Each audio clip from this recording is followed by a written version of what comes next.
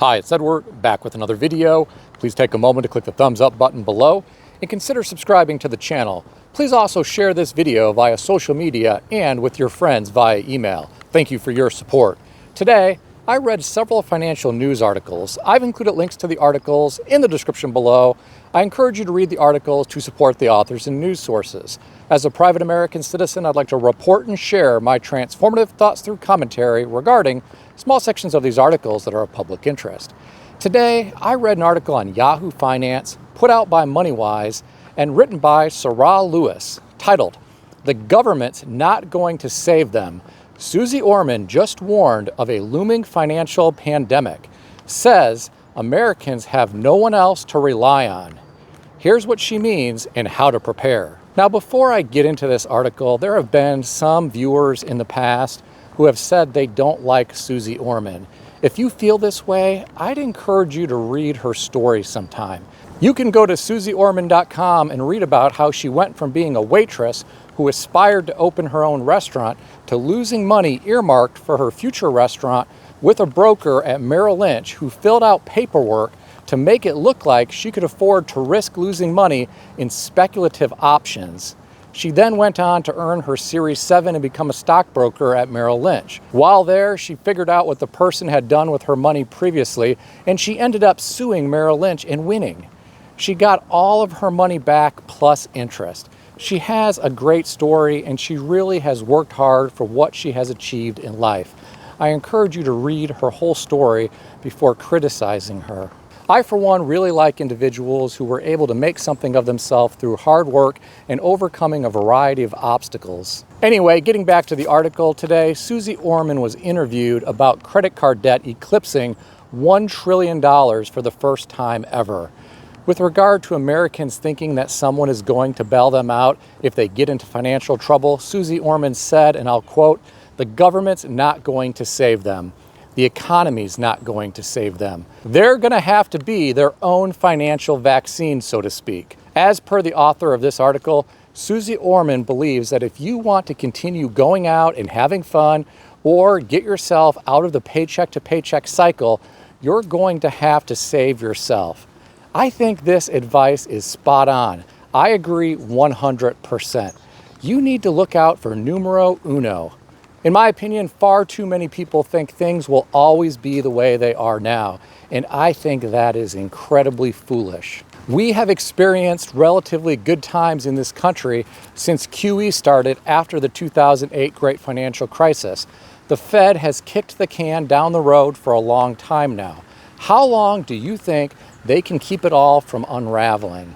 If we enter a deep, ugly recession and see a full-blown stock market crash and not just a correction, we could see much higher unemployment in this country. Everyone who's been complacent, just going out and living their lives paycheck to paycheck and living above their means with the use of credit cards could be in for some serious trouble. Some may be lucky because they may have family members to bail them out, but not everyone is this fortunate. There are a lot of people in this country who are on their own. Unfortunately, not everyone has wealthy parents or grandparents to come to the rescue. Have you seen all of the soup line photos from the Great Depression after the crash in 1929? What if we saw that happen again here in America? Do you think people would really be ready for that? Do you want to know one big difference between back then and now? Back then, people weren't as levered up with debt as they are today. Sure, some had huge levels of margin that they were speculating with in the stock market, but I'm talking about everyday people back then. People back then did not have huge 30-year mortgages for overpriced vinyl box production homes, 96-month vehicle loans for cars that are more like rolling video games, mountains of credit card debt, furniture store debt, and they certainly weren't using buy now, pay later apps for everything in their life like some people are today. Think about how much worse things could potentially be today versus then. Let's hope that we don't see another financial disaster like that in our lifetime. Let's hope that the US dollar doesn't lose its reserve currency status in our lifetime. A lot of everyday Americans are not ready.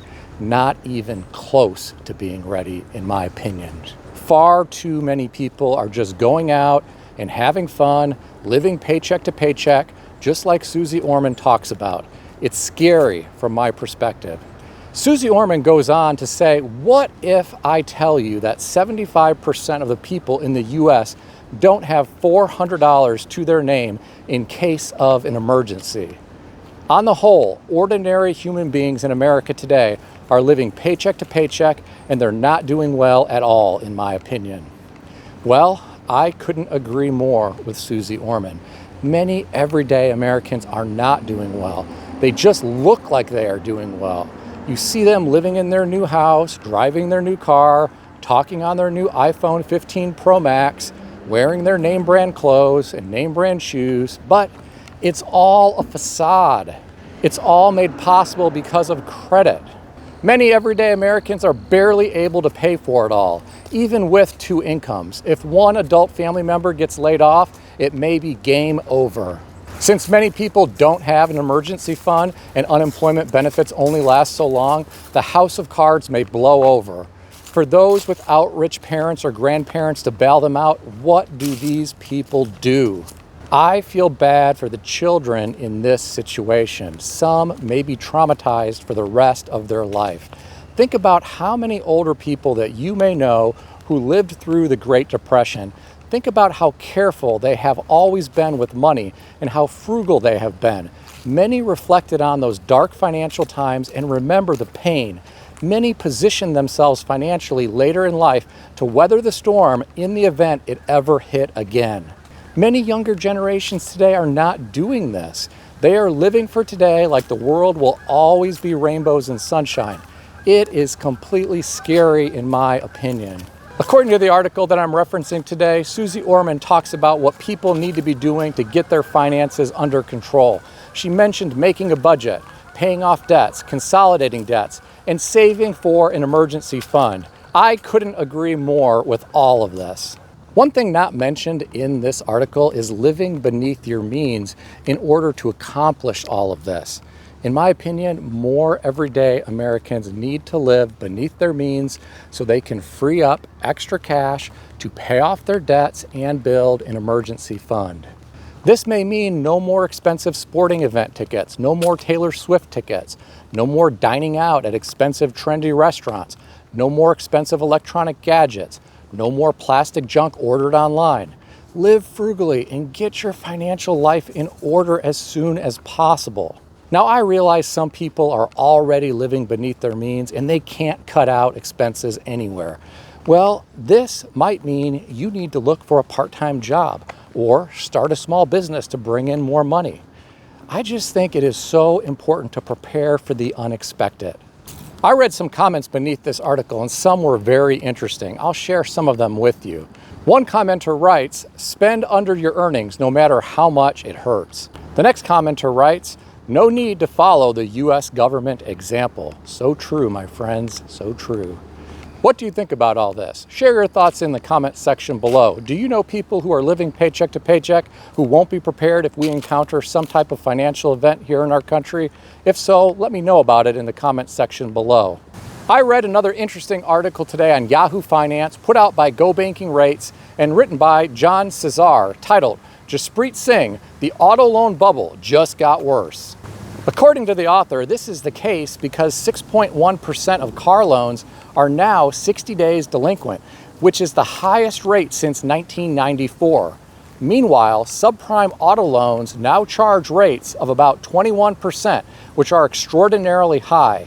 Even some credit cards don't charge rates that high. This means that lower credit borrowers are really being stretched.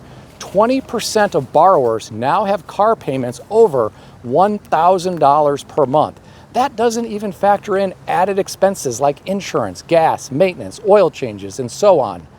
When you add it all together, the current situation for car owners in America is bleak. Well, I couldn't agree more with what Jaspreet Singh is saying here.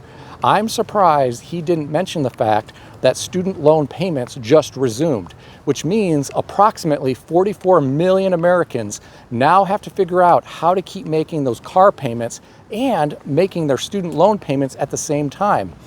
This is problematic because many everyday Americans grew far too comfortable not having to worry about making a student loan payment during the past 3.5 years.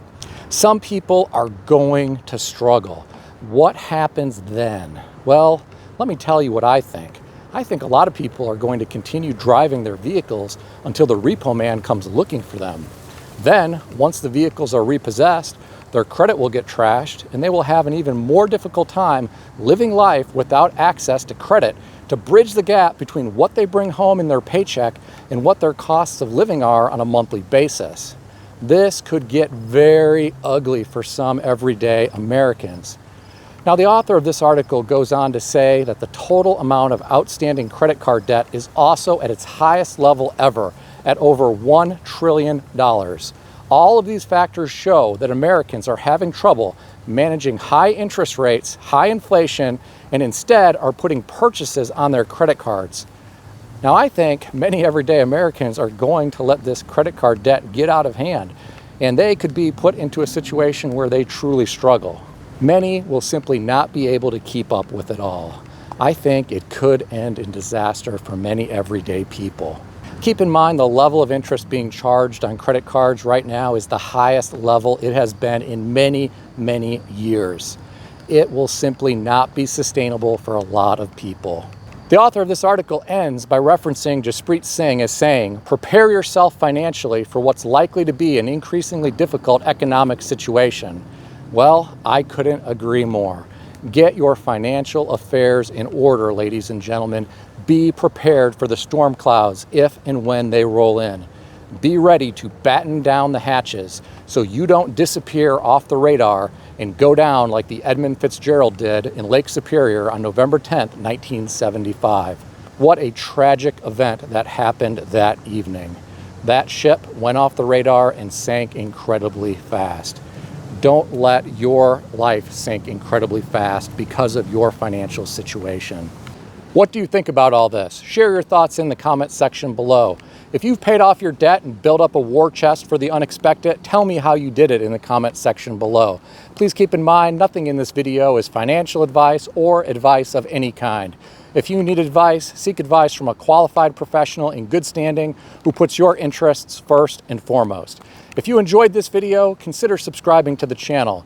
Please also consider sharing this video via social media or via email with your friends. I want to extend a special thanks to everyone who has subscribed to this channel. I want to also thank all of my channel members. Check out some of the great books that I suggest you consider reading in the description below. I've included Amazon affiliate links to these books. As an Amazon associate, I earn from qualifying purchases. Stay healthy and wealthy. I'll see everyone in the next video.